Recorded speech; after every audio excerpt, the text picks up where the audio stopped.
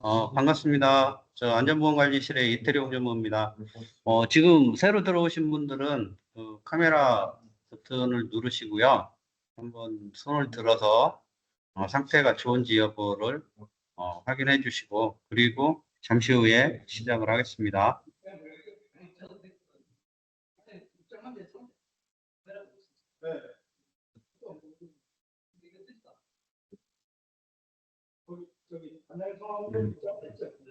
교육이 시작되면은 카메라 버튼을 다 눌러 주셔야지 됩니다. 그래서 우측 상단에 있는 카메라 버튼을 꼭 누르셔가지고 화면이 잘 나올 수 있도록 해주시기 바랍니다.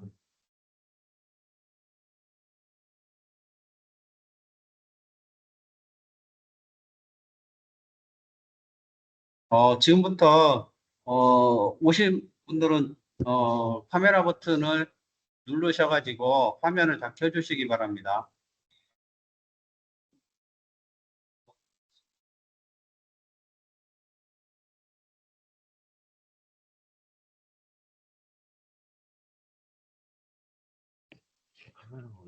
우측 상단에 제 목소리가 들으시면은 우측 상단에 마이크 옆에 카메라 버튼을 다 누르셔가지고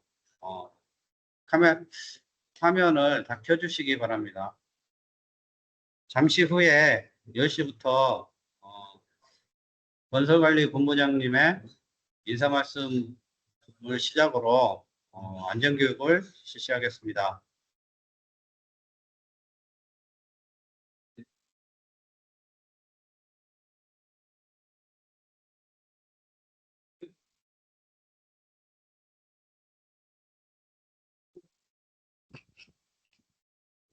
반갑습니다. 저 신동희 이사님 화면 켜주십시오.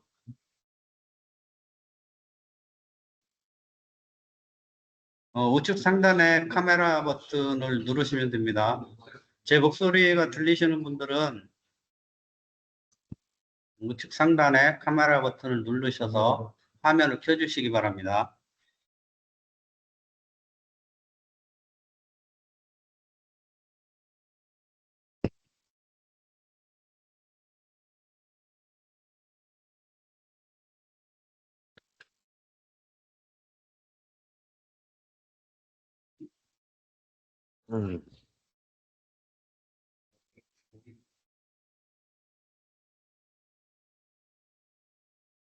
오늘 25년 하반기 건설기술인 안전교육 안내 말씀을 드리겠습니다.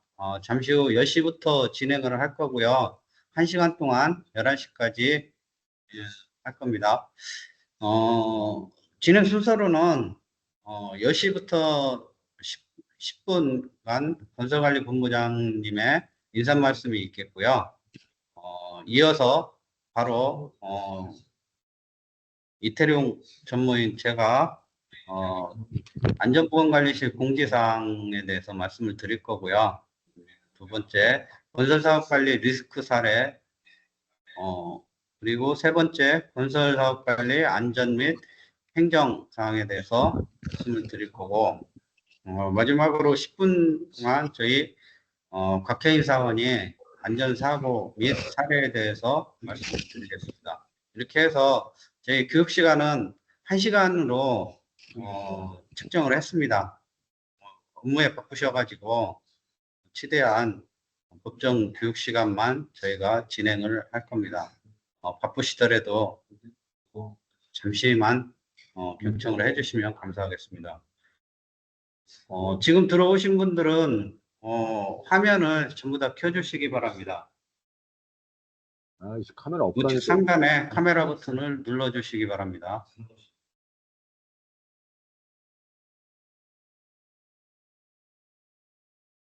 혹시 참가자분들 제 목소리 잘 들리십니까? 화질 상태하고 저희 목소리 부분을 체크를 해주시면 감사하겠습니다.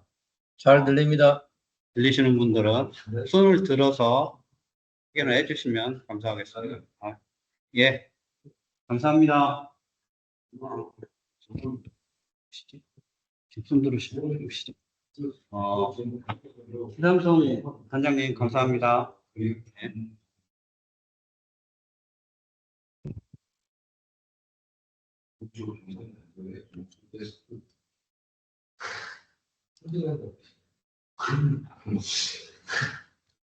이상 얘기했어?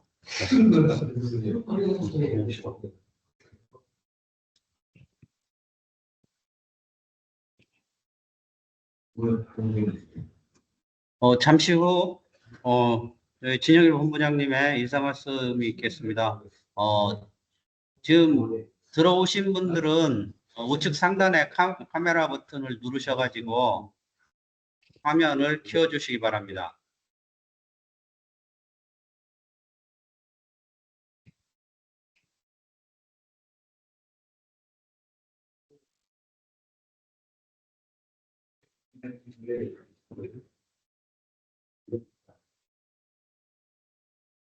평균분도 아니 간단하게 인사해. 내 하고 난 그냥 오래 안 걸려. 한 5분이면 돼. 시작하는 거예요. 저풀기 제가 보시면 돼. 안녕하십니까. 안전보건관리실의 이태룡 전무입니다.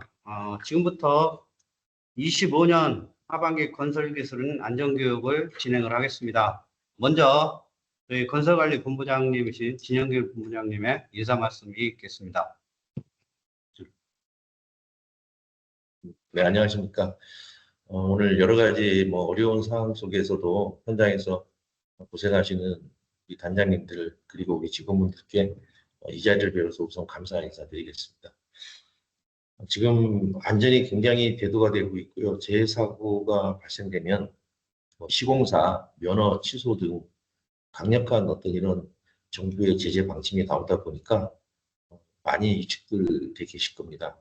제도적인 보완이 우선 먼저 필요한데 제재가 먼저 선행되는 건 아쉽긴 하지만 이런 부분들은 차츰 개선될 거라고 저는 확신하고 있습니다.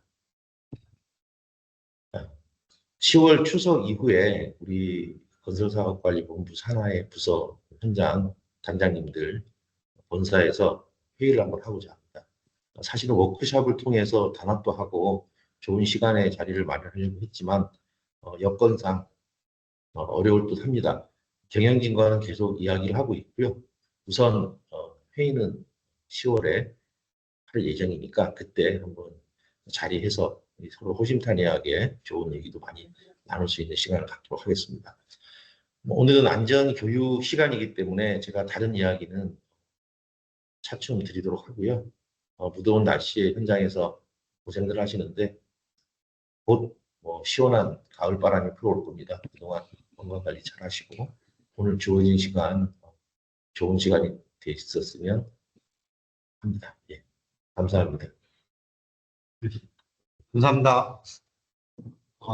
이어서 저희 건설관리 부서장님이신 황지연 전무님께서 잠시 안내 말씀을 드리고 교육을 시작하겠습니다.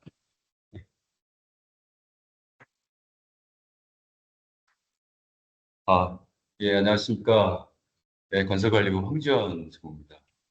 예, 현장에 저희가 여러 군데라 제가 일일이 찾아뵙고 좀 인사를 좀 드렸어야 되는데 이렇게 화면으로 좀 인사를 드리게 됐습니다. 최근에 이제 급여 조정 문제로 현장이 많이 지금 많이 이렇게 위축돼 있는 상태라고 좀 보여지는데요. 지금 책정된 연봉에 대해서 어느 정도 요구 사항이 있으신 분들은 이의 신청을 해 주셔서 저희가 한데 모아서 좀 실과 협상을 할 수 있도록 진행하도록 하겠습니다. 그리고 아까 본부장님이 말씀하시는 대로 추석 이후에 단장님들 모시고 회의를 진행할 예정입니다. 그때 좀 신선하게 모든 말씀 전달해 주시면 될 것 같고요.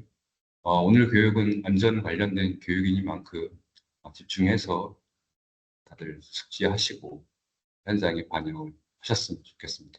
네, 이상입니다.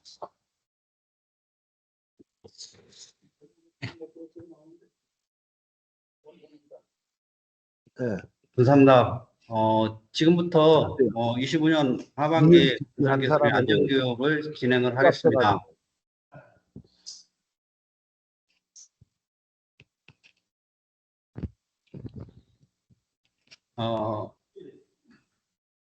먼저 진행 순서를 말씀부터 드리겠습니다.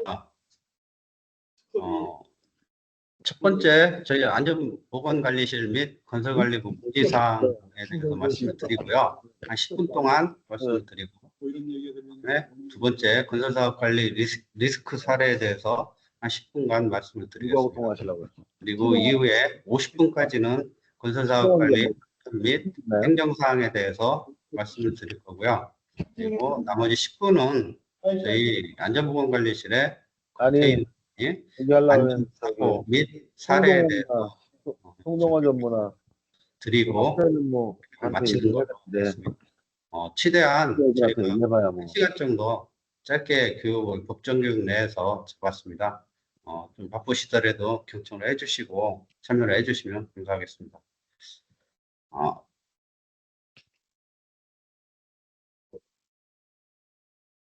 먼저 저희 공지사항부터 말씀을 드리겠습니다. 벌점 총괄표 통보입니다. 매 반기별로 저희가 시행을 하고 있고요. 저희 단장님이나 직원분들께서 많이 도와주셔가지고 현재 저희 사는 서영 엔지니어링은 업체 한 50여 개 업체 중에서 저희는 벌점 관리가 잘 되고 있는 상황입니다. 33개 이상 업체들이 합산 벌점이 지금 부과가 돼 있는 상태고요. 그중에 뭐 메이저 회사, 뭐 한종이나 건화, 뭐 이상 등 뭐 다수 포함이 돼 있지만 저희는 저 직원분들께서 많이 도와주셔가지고 합산 벌점은 제로입니다. 다시 한번 이 자리를 빌어서 감사의 말씀을 드리겠습니다. 감사합니다. 그동안에 이제 지속적으로 저희가 공지를 한 것처럼 관리관님 안녕하세요. 우측에 보면은 네네. 맨 8번 항목입니다. 점검 필수 부분에 대해서 기재를 해서 발주처에 말씀을 드리고 발주처 공문으로 건설사업 정보 시스템에 통보를 해주시면 됩니다. 이상 벌점 사항에 대해서는 이걸로 말씀을 마치고요. 두 번째는 저희 현장 정기점검 체크리스트입니다. 요거는 1년에 1회, 그전에는 이제 2회로 했었는데 1회만 작성을 하셔가지고 대출. 저희 네. 설계자료 통합 시스템에 스캔해서 책임 기술인의 서명을 하셔가지고 제가 전화 올려주시면 되겠습니다. 지금 뭐 많은 직원분들께서 이 부분을 협조를 잘 해주셔가지고 지금 거의 마무리 단계에 있습니다. 그리고 UX 평가입니다. 세 번째는 준공 현장 같은 경우는 저희가 60일 이내에 평가가 완료가 되어야지 됩니다. 그래서 UX 평가 보고서 작성을 하시게 되면은 저희 안전보건실에 먼저 제출을 해 주셔가지고 검토 확인을 하고 그리고 발주처에 제출을 해 주시면 되겠습니다. 작성하시면서 세심하게 좀 신경 쓰셔야지 될 부분이 있습니다. 평가 점수는 최소 98점 이상 좀 산정을 하셔가지고 작성을 해 주시고요. 요 배점별로 저희가 산정을 하시면 됩니다. 그리고 유의사항으로는 공문 처리 기한 같은 경우는 저희가 이제 7일에서 14일 법정 처리 기한이 있는데 휴일까지 포함하면은 7일의 경우 9일, 14일의 경우 19일 이내에 처리가 되면은 감점 사항이 없습니다. 그래서 유의를 하시고 그리고 이제 제일 안 되는 부분이 기술지원 점검 시 공기준수 활동 근거입니다. 이 부분은 이제 용역 시행 중에 기술지원 점검을 나오시면은 공정관리에 대한 지적사항이나 이런 부분을 좀 회의 자료를 만들고 또 시공사에 지시한 근거를 좀 만드셔가지고 나중에 용역수행 평가 보고서에 반영을 해주시면 되겠습니다. 그리고 저희가 이제 배점 같은 경우는 총 100점 만점이 아닙니다. 만점을 받으면은 105점이 나옵니다. 가점상 5점이 있는데요. 이거는 저희가 뭐 기술개발 보상 실적이라든가 신기술 특수공법 도입 요 사항은 설계 변경으로 인한 신기술 및 특수공법이 반영이 되었으면은 요 이제 가점이 한 건당 0.5점씩 반영이 됩니다. 이렇게 해서 요 가점 사항 같은 경우는 저희한테 굉장히 유리한 점수 반영 부분에서 유리한 부분이니까 유의해서 작성을 해주시면 감사하겠습니다. 네 번째 공지사항입니다. 안전관리 수준평가 항목인데요. 작년 같은 경우는 저희가 익산북부 현장에서 수준평가를 받았습니다. 굉장히 열심히 잘 해주셔가지고 저희가 최우수 점수 96점 정도를 획득할 예정입니다. 직원분들께 강승현 단장님 이하 직원분들께 이 자리를 위해서 감사의 말씀을 드리겠습니다. 올해는요, 저희가 9개 현장 정도가 대상 현장으로 이제 준비 중입니다. 그래서 11월 달에 국토안전관리원에서 그 9개 현장 중에 26년도 대상 현장 선정을 저희한테 통보를 해옵니다. 그러면은 그 선정되신 9개 현장 중 일부 현장들에 대해서 추가적으로 자료를 작성을 해서 지금 현재 열심히 작성 중이고요. 많이 도와주셔가지고 2월 달에 입력을 하고 26년도 3월부터 9월까지 현장 실사를 합니다. 이렇게 해서 진행이 될 거고 지금 올해 당장 저희 대상 현장이 아니시더라도 저희 안전 관련 행정 업무라든가 기타 요 수준평가 준비를 하다 보면은 많은 이제 공부가 되고 현장 실무에 도움이 되니까 관심을 가지셔가지고 도와주시면 되겠습니다. 그래서 참고로 안전수준평가 우수 등급 이상 획득 시에는 저희가 포상을 하게 됩니다. 그래서 올 연말에 현금 50만 원이 지급이 될 예정입니다. 다섯 번째, 설계자료 통합 시스템 활용입니다. 이 부분은 계속해서 저희가 이제 강조를 하고, 기회가 있을 때마다 공지를 드리지만 잘 이루어지지가 않고 있습니다. 이게 이제 가장 중요한 부분이라고 할 수 있습니다. 준공 전에, 용역 시행 중에는 요거 백업 컴퓨터 문제가 발생했을 때 백업용으로 자료를 업로드를 해주시고, 그래서 준공 이후에는 저희가 하자라든가 기타 법정 소송을 대비하는 귀중한 자료로 활용을 합니다. 책임분들이시나 건설사업관리자분들도 준공 이후에 하자나 요 소송 때문에 굉장히 많이 불려 다니시고 그러시는 분들 계시는데 횟수가 요 자료가 있음으로 해서 많이 줄어들 걸로 생각이 듭니다. 요 설계자료 통합 시스템은 많이 활용을 좀 해주시면 감사하겠습니다. 인터넷으로 요 인터넷 주소창 클릭하시고 요 아이디와 패스워드 하시면은 요 현장별 자료 폴더가 나옵니다. 여기에 이제 현장 폴더가 없으신 분들은 현장 폴더를 만드셔가지고 통째로 폴더 이동을 하셔가지고 업로드를 하시면 됩니다. 간단합니다. 수십 기가 수백 기가도 1시간 이내에 다 업로드가 되도록 지금 시스템이 잘 갖춰져 있으니까요. 많이 활용해 주시기 바랍니다. 여섯 번째, 공유문서 활용입니다. 저희가 이제 심스원 홈페이지에 보면 우측에 공유문서 폴더가 있습니다. 여기에도 이제 저희 설계자료 시스템 2위에 기본적인 저희 안전관리실의 폴더와 건설관리부 폴더가 있으니까 기본적인 양식들은 여기에 저희가 업로드를 해 놨습니다. 그러니까 참고를 해 주시면 되겠습니다. 두 번째, 저희 이제 건설사업관리 리스크 사례에 대해서 말씀을 드리겠습니다.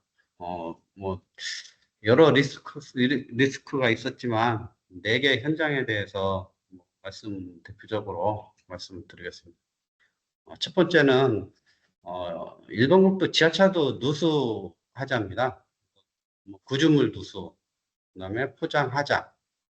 그래서 22년 5월에 준공되었는데 준공 이후에 1년 반 동안 사실 시공사에서 시설물 보수라든가 뭐 이거 전혀 안 돼 있었습니다. 그러다 보니 이제 발주처에서 정밀 안전점검 용역을 주어서 이렇게 해서 정밀 안전점검 시행 경로가 안전 등급이 C등급으로 하향이 됐습니다. 그래서 진단 결과에 의한 보수 비용이 한 10억 원 정도 산정이 돼서 저희 건설사업관리와 시공사에 각각 정밀 점검 보고서를 첨부를 해서 보내고, 그리고 이 부분에 대한 청구 절차를 진행을 했었습니다.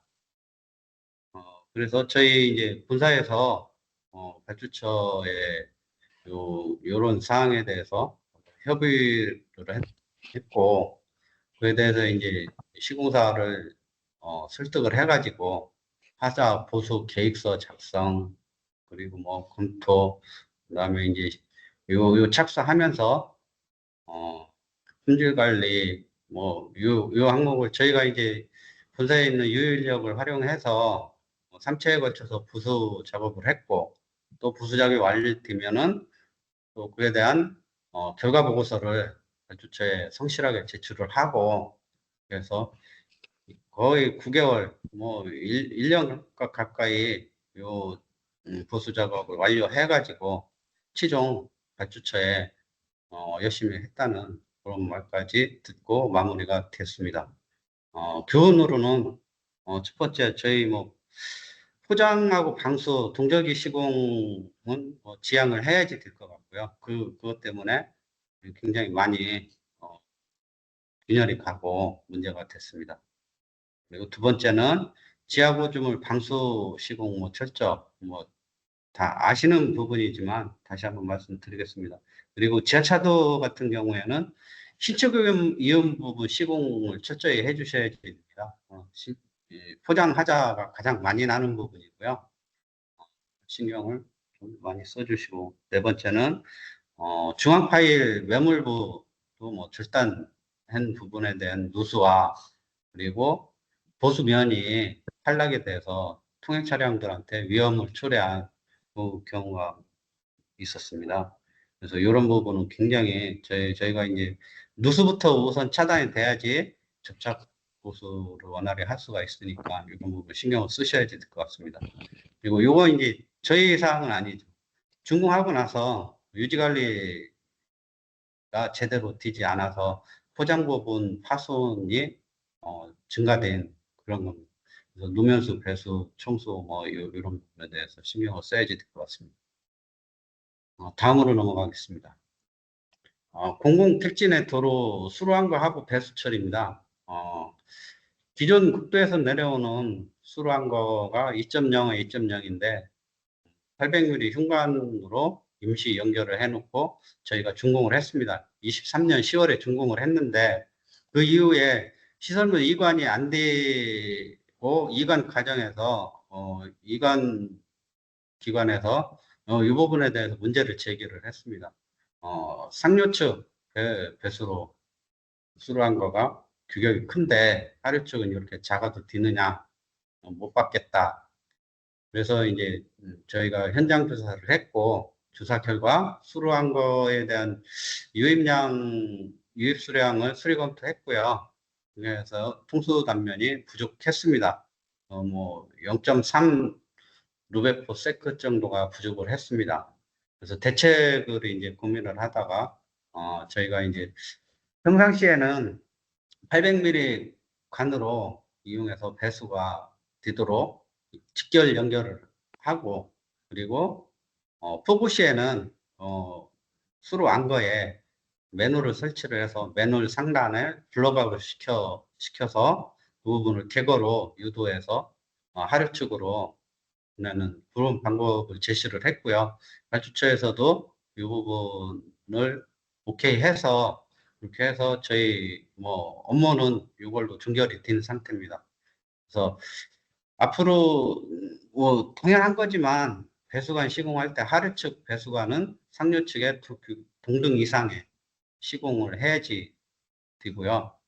상류 측의 유형 면적과 관로, 상태, 유입 수량 등 확인에 대해서 철저히 하셔야지 될 것 같습니다.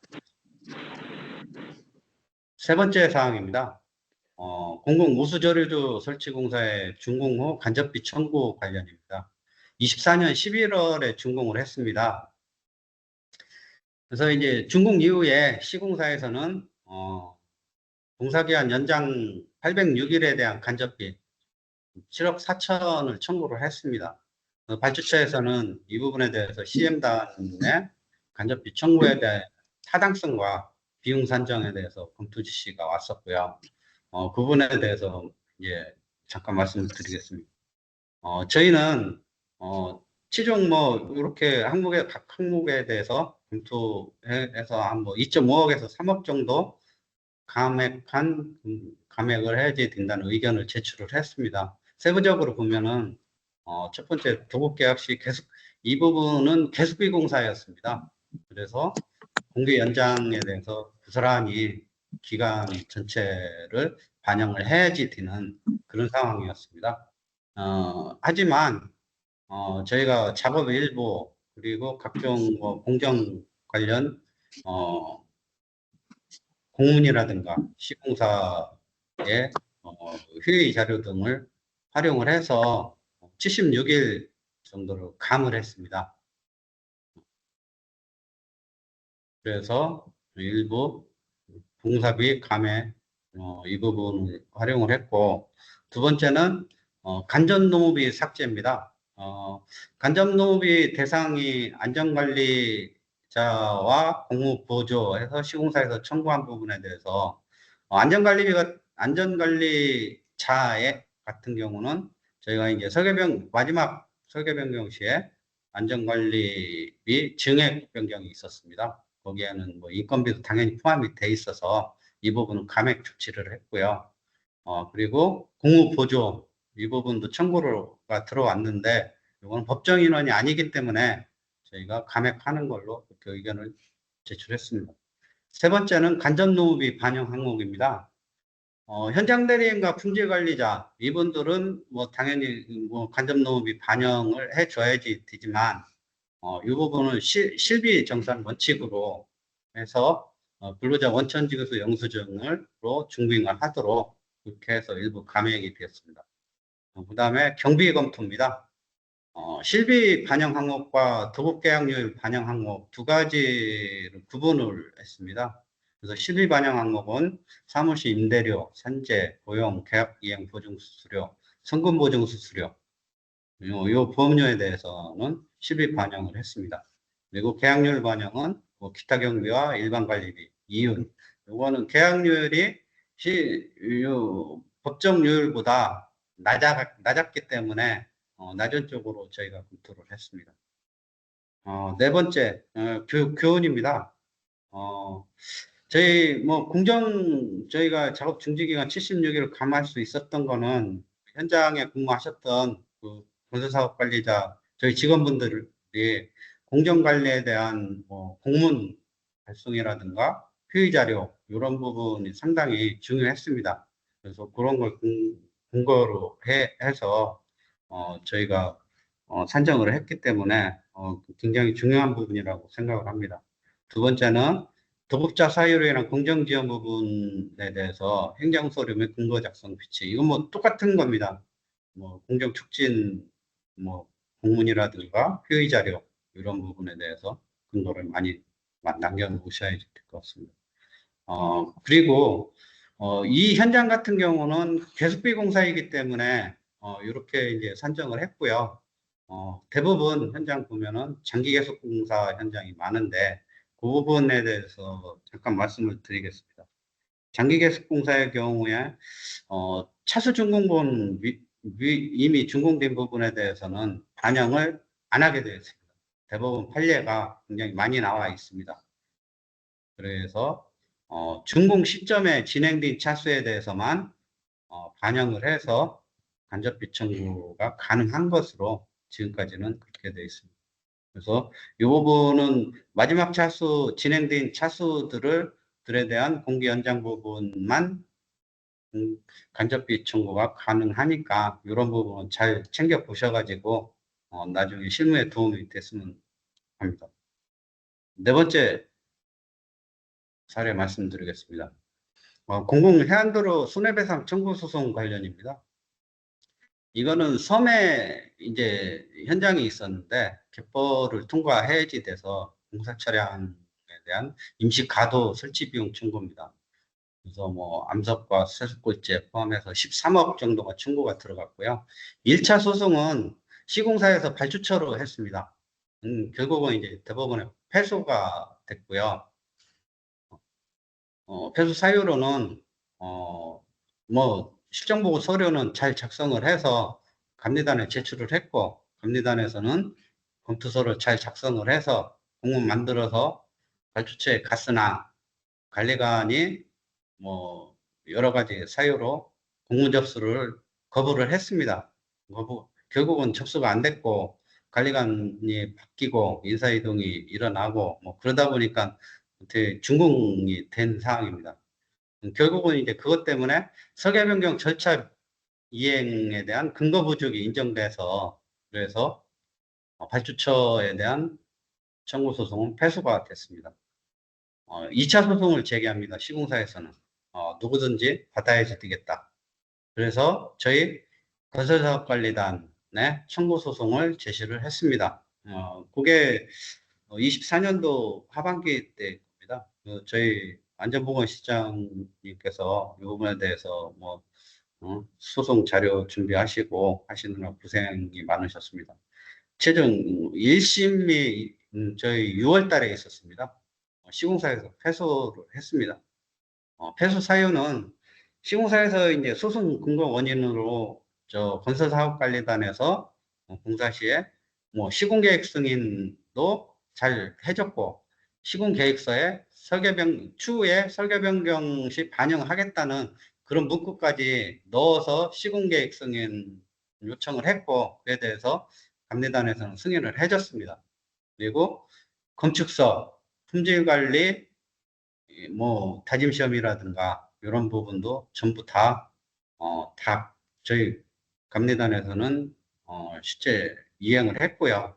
그걸 근거로 해서 감리단에서 이렇게 여러 가지 관리 업무까지 다 포함해서 했기 때문에 감리단 책임이다라는 그런 취지로 청구 소송을 한 겁니다.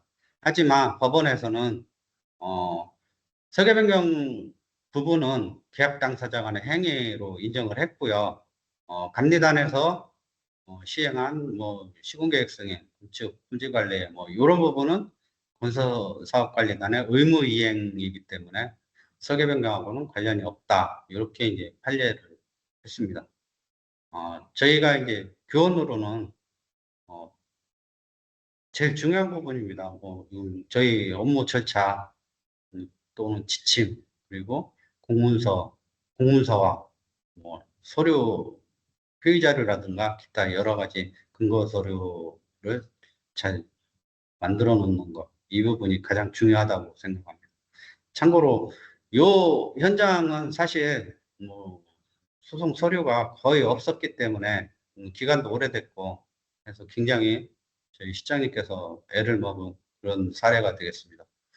이상 4가지 리스크 사례에 대해서 말씀 마치고요. 바로 이어서 저희 건설사업관리 안전행정에 대해서 말씀을 드리겠습니다. 총 14가지를 했는데요. 하다가 시간상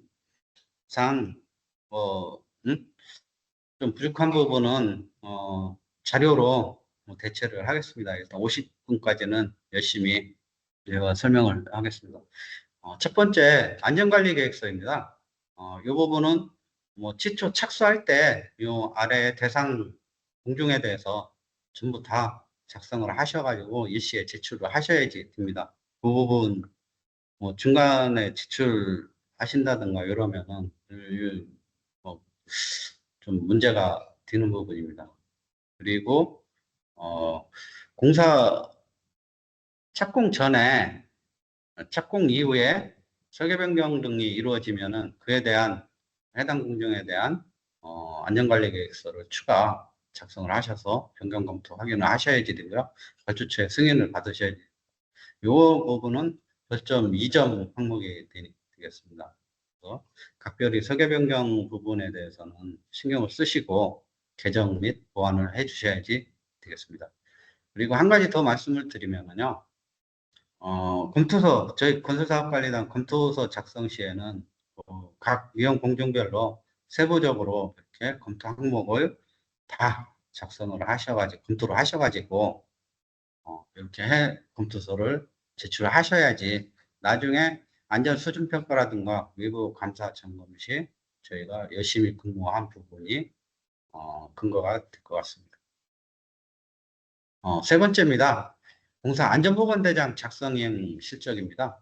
그래서 50억 이상 안전보건대장은 꼭 작성이 돼야지 되고요. 분리발주한 현장 그 위에 50억, 총 공사비 50억이고 그 안에 뭐 전기통신, 소방기계 등 이런 소작업들 뭐 조그만한 작업이더라도 안전보건대장은 꼭 작성이 되어야지 됩니다. 그리고 공사비 작성 대상이 설계 변경으로 인해서 뭐 50억이 100억이 됐다, 200억이 됐다. 그러면은 작성 대상에서 제외가 됩니다. 그 부분 뭐 시초 계약 금액 기준이니까 참고를 하시면 되겠습니다. 그리고 대장의 뭐 작성, 그다음에 대장 안에 있는 실적 등은 분기마다 확인을 하시면 되겠습니다. 네 번째입니다. 요건 뭐 많이 저희들이 알고 있는 부분이지만 월간 안전관리비와 건축법상 안전관리비입니다. 산업안전보건관리비 사용 실적 제출을 받으셔서 검토 확인을 하셔야지 되겠습니다. 그리고 요 부분은 안전관리 실적입니다. 그래서 시공사에서 시행한 각종 실적 관리비 포함해서 밑에 보면은 뭐 6가지 항목 관리 주직, 뭐 산업안전보건관리비 실적까지 해서 검토를 해주셔야지 되겠습니다. 6번째입니다. 위험공정 작업에 대한 작업 계획을 제출받아서 검토 확인 후 작업을 착수하고 있는가. 이 부분은 PTW입니다. 이거는 건지법상 PTW와 산업법상 PTW 두 개로 구분이 됩니다. 건지법상 PTW에 대해서는 저희 건설사업관리단에서 승인을 해 주셔야지 됩니다. 감히 공문으로 꼭 요 5가지 항목, 2m 이상 부수 작업이나 1.5m 이상 부착 작업, 그다음에 철골 구조 공사, 2m 이상의 외부 도장 공사, 승강기 설치 공사.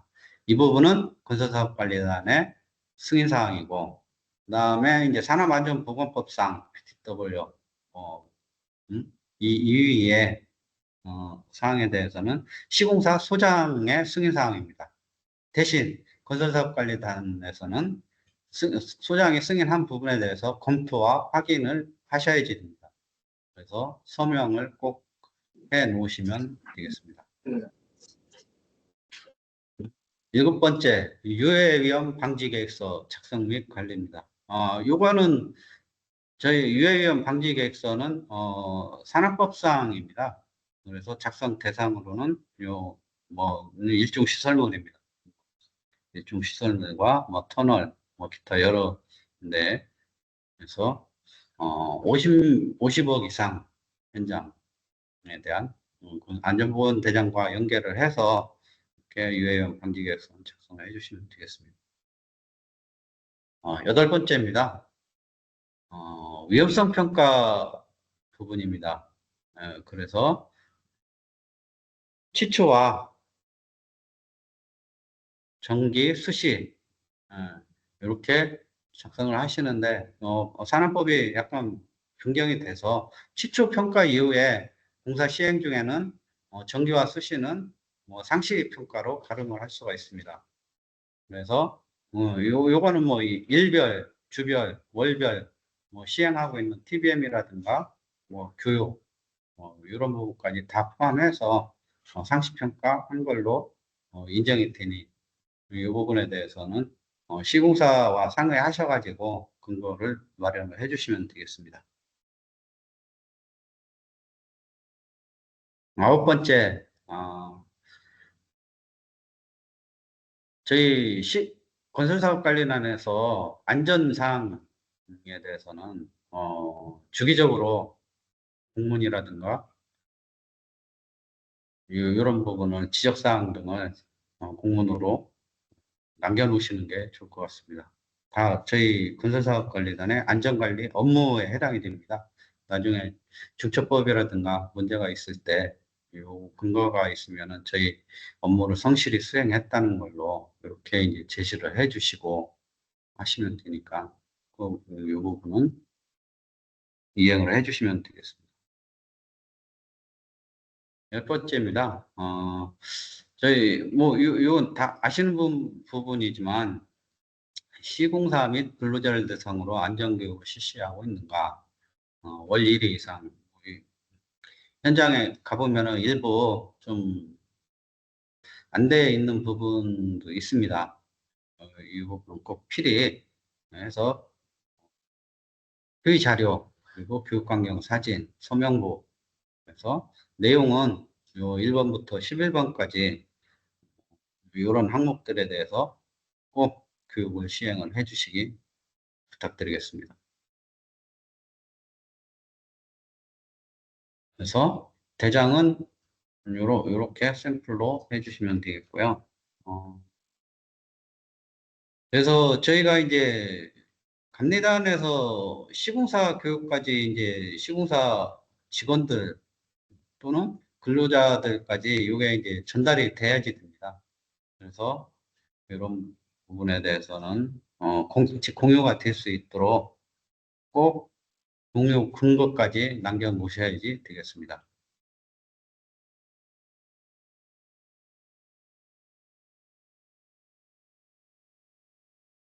열한 번째입니다.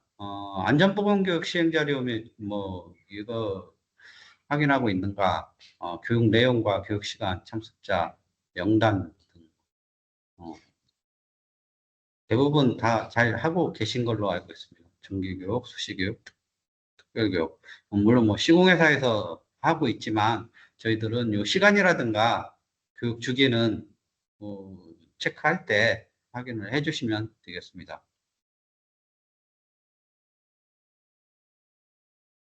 12번째입니다. 이건 건설사업관리 업무 지침서에 나와 있는 사항인데요. 저희가 이제 보통 차수 준공이나 공사 중단이 됐을 경우에 중재일로부터 5일 이내에 자체 안전점검을 시행을 하고 왜냐면 발주청에 보고를 해야 됩니다. 안 이루어지시는 부분이 많이 있을 거라고 생각이 듭니다.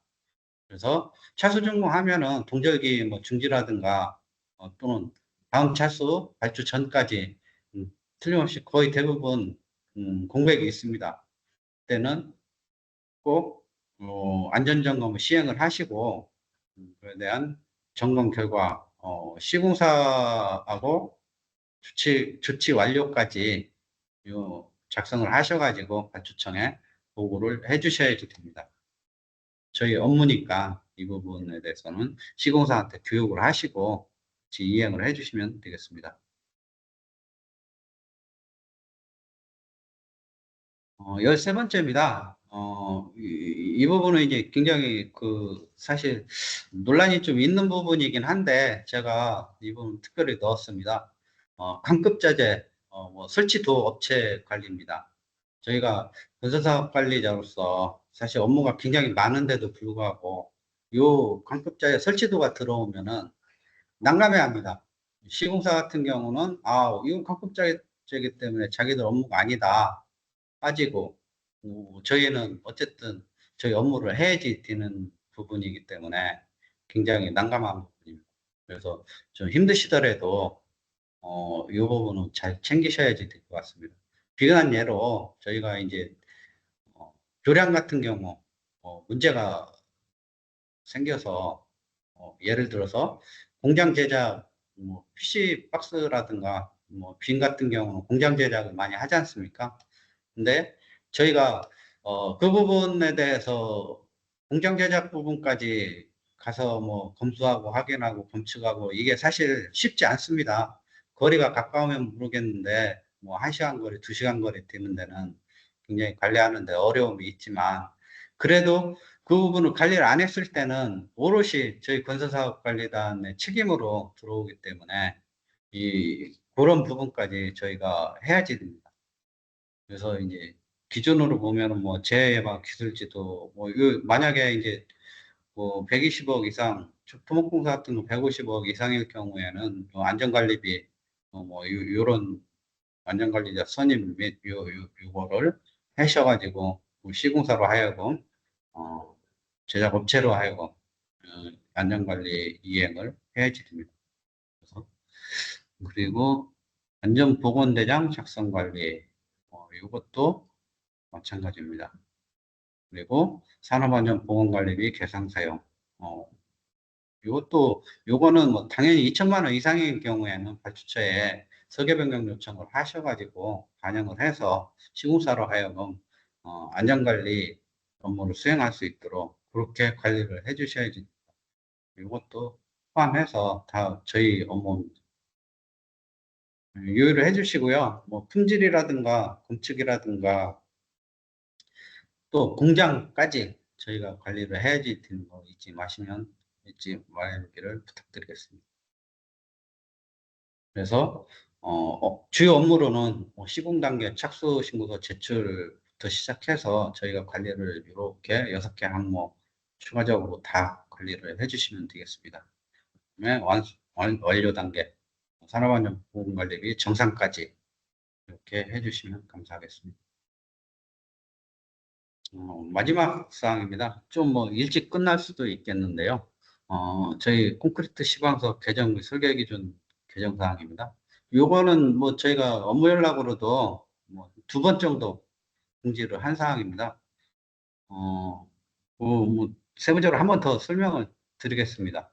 첫 번째, 강우시에는 3mm, 시간당 3mm 이상일 때는 콘크리트 중단. 그 다음에 저온시 1평균기온 4도씨 이하일 때는 기온 보정 강도 적용, 6MPa 이상 강도를 상향 조정을 해야지 됩니다. 그 다음에 혼화재 같은 경우에는 플라이 시에는 당초에 25%였었는데 15% 이상 혼합하시면 안 됩니다. 그리고 고르슬래그 같은 경우는 50%였었는데 30% 이하로 조기 강도 증대를 목적으로 혼합률을 줄인 걸로 알고 있습니다. 그리고 시험빈도 뭐 다 아시다시피 150노베마다 였었는데 120노베마다로 바뀌었고요. 그 다음에 공식체 제작 부분입니다. 일반 타설공사 같은 경우는 당초에 9조였는데 18개로 굉장히 뭐 많이 늘었습니다. 그래서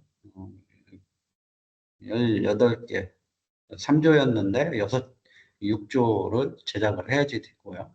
그 다음에 이제 동발의 해체 공사의 경우에는 여기에서 다시 배로 늘어납니다. 그래서 27조. 그래서 현장 양생 9개가 포함이 되어 있고요. 해체 강도 확인용 그래서 3조가 됐고 표준 양생 3조 이렇게 해서 27개입니다. 그래서 이제 공시체 양생 방법으로는 당초에는 저희가 이제 수중 양생, 표준 온도 수중 양생밖에 규정이 없었습니다. 현장 양생은 일부 뭐 큰 현장이나 주요 구조물에 대해서 현장 양생을 시행을 하는 경우도 있었지만 의무사항은 아니었습니다. 네, 이번에 현장 양생이 구조물에 대해서 의무화가 됐습니다. 그래서 현장 양생을 꼭 해야지 되고요. 양생 방법으로는 뭐 수중 양생, 봉합 양생, 온도 이력 추중 양생 요 3가지 중에 하나를 선택하셔서 하시면 되겠습니다. 요 수중 양생은 현장에 뭐 함지박이라든가 기타 뭐 수조를 설치를 하셔가지고 물속에 담가 놓으셔야지 되고요. 봉합양생은 뭐 간단하게 비닐봉다리로 밀폐를 하든지 아니면 뭐 아이스박스라든가 기타 밀폐 용기에 넣어서 몰드를 넣어 주시면 되고요. 온도 이력 추중 같은 경우는 온도 센서를 콘크리트 타설할 때 매입을 하시고 그와 동일한 조건으로 항온 양생을 시행을 하는 겁니다. 상당히 이건 주요 구조물 아니면은 또 뭐 하기가 까다로운 그런 방법이라고 할 수 있겠습니다. 그래서 보통 뭐 2번 항목 현장 봉합 양생 정도는 필히 하셔야지 됩니다. 그리고 마지막으로 기계적 철거미용 커플러라든가 커플러 부분에 대해서는 저희가 뭐 3등급으로 구분이 되어 있고 등급별로 세분화가 되어 있고요. 이 부분에 대해서는 공급원 승인막 현장 반입 시 새로운 기준을 적용해서 관리를 하시면 되겠습니다. 요 사항은 올해까지는 유예기간이고 계도기간으로 정했다고 합니다. 내년부터는 이 상계사항이 위반될 시 벌점 부과를 하겠다는 국토부와 행안부의 의지가 있으니까 저희 현장 관리에 특별히 유념을 하셔가지고 이해를 해주시면 감사하겠습니다. 일단 제가 준비한 교육은 마치고요. 바로 이어서 우리 각케인 사원의 안전사고 및 사례에 대해서 말씀을 드리겠습니다. 감사합니다.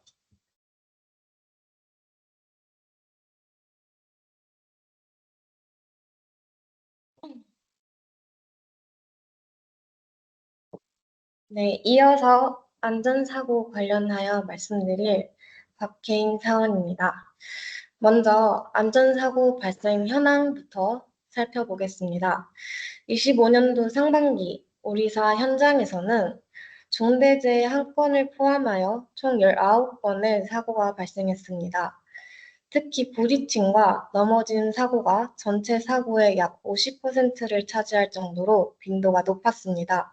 이 두 현장 사고 유형별로 분석을 해보았습니다. 먼저 부딪힘 사고의 경우 주요 원인으로는 중장비 작업 환경 내 통제가 소홀했고 작업장 내 자재 정리가 미흡하였으며 작업자의 보행 통로가 확보되지 않았던 것이 문제점이었습니다.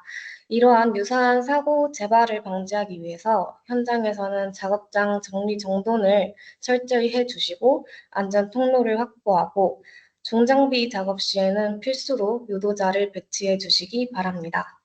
다음으로 넘어짐 사고입니다. 넘어짐 사고의 경우에는 작업장의 바닥에 장애물이 있거나 불안전한 발판을 사용하였을 경우 이러한 사고가 발생했습니다. 현장에서는 반드시 작업장 상태를 상시 점검해 주시고 넘어짐 위험이 있는 구간에 대해서는 미끄럼 방지 등 넘어짐 방지 조치를 실시하여 주시기 바랍니다. 다음으로 현장에서 유사하게 발생 가능한 사고 사례를 살펴보겠습니다. 첫 번째로 굴착 매설 작업 중 토사 붕괴 사고 사례입니다. 해당 사고는 굴착면의 기울기를 준수하지 않고 굴착 후에 재해자가 굴착부 저면에서 작업을 하고 있었습니다. 이때 측면에 토사가 무너지면서 토사가 매몰되어 사망한 사고입니다. 해당 사고의 근본적인 원인으로는 굴착 작업 시에 작업 계획서를 작성하지 않았으며 또한 당일 굴착, 당일 복구 작업의 특성상 안전 조치를 하지 않고 바로 대매우기를 완료하려는 관행이 존재하여 이러한 사고가 발생한 것으로 판단됩니다. 현장에서는 반드시 굴착면의 기울기 기준을 준수해 주시고 또한 굴착면에 경사 확보가 불가한 경우에는 흙막이 가시설을 설치하여 주시기 바랍니다. 또한 굴착 작업 시에 작업 계획서를 시공사에서 작성토록 지시해 주시며 건설사업관리단께서는 이를 검토 확인해 주시기 바랍니다. 굴착면의 기울기 기준은 참고 부탁드립니다. 다음으로 거푸집 인양 작업 중 낙하 사고입니다. 해당 사고는 경고하지 못한 거푸집 보강제에 줄거리를 체결하여 거푸집을 크레인으로 인양하던 중에 보강제가 탈락하고 거푸집이 낙하한 사고입니다. 해당 사고가 발생하지 않도록 현장에서는 견고하게 고정할 수 있는 전용 인양고리에 체결하고 2줄 이상 줄거리를 체결하여 인양하셔야 합니다. 또한 인양 시에는 반드시 훅 해지 장치가 있는 전용 인양고리를 사용하여 인양물이 낙할 위험이 없도록 주의 부탁드립니다. 다음으로 맨홀 준설 작업 준비 중 질식 사고 사례입니다. 해당 사고는 재해자가 맨홀 내부를 확인하고 사다리로 올라가던 중에 질식으로 인해 정신을 잃고 사망한 사고입니다. 해당 사고의 주요 원인으로는 맨홀 내부 작업 전에 산소 및 유해가스 농도를 측정해야 하는데 측정을 하지 않았고 환기도 실시하지 않았습니다. 현장에서 이런 맨홀 내부 작업이나 밀폐 공간에서 작업을 할 때에는 반드시 유해 위험 요인이 없는지 파악하고 산소 및 유해가스 농도를 측정해 주셔야 합니다. 밀폐 공간 작업 시에는 적정 공기 농도가 다음 규정과 같이 되어 있으니 참고해 주시기 바랍니다. 다음으로 사고 보고 및 처리 절차에 대해 말씀드리겠습니다. 이는 현장에서 비상 모의 훈련을 하실 때에도 해당 절차대로 훈련을 하여 실제 사고 발생 시에 신속하게 대응할 수 있도록 실시 부탁드립니다. 먼저 사고가 발생하였을 경우 추가 피해를 방지하며 즉시 발주처와 본사에 보고하여 주시기 바랍니다. 많은 현장께서 사고가 발생하였을 때 본사에 보고가 되지 않는 경우가 많이 있습니다. 특히 이 부분을 유의하여 주시기 바랍니다. 또한 6시간 이내에 CSI에 건설사고 보고가 되었는지 확인 부탁드립니다.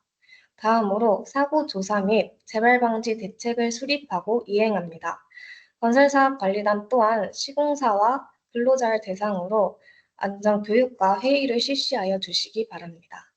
마지막으로 이행한 결과를 본사에 보고하여 주시기 바랍니다. 이러한 사고 보고 처리 절차를 이행하여야 하는 대상으로는 건설공사 중에 발생한 모든 건설사고는 보고 대상입니다.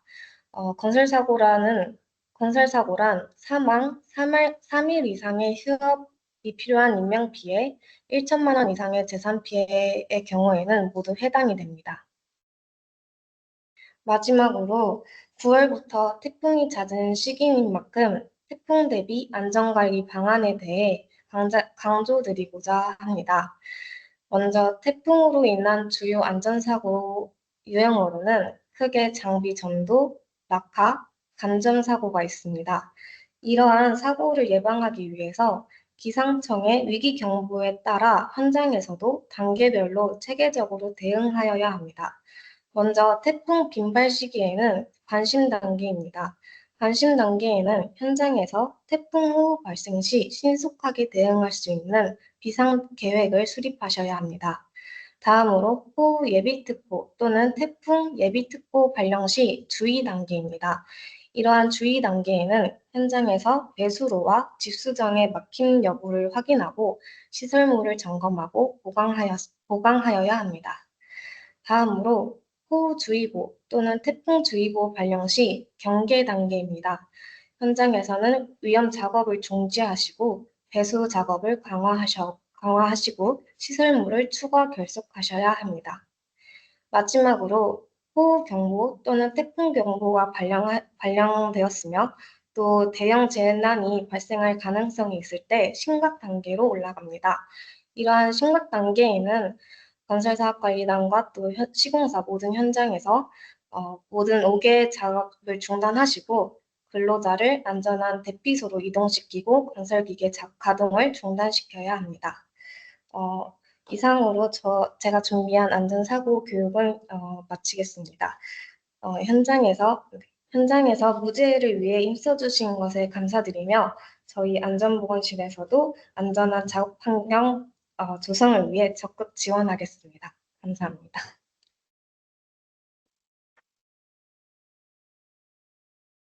예, 이제 정규 교육은 이걸로 마무리를 하고요. 저희 안전보건실장님의 당부 말씀 잠깐 동안 하셨다 하니까 좀 경청을 해주시면 감사하겠습니다.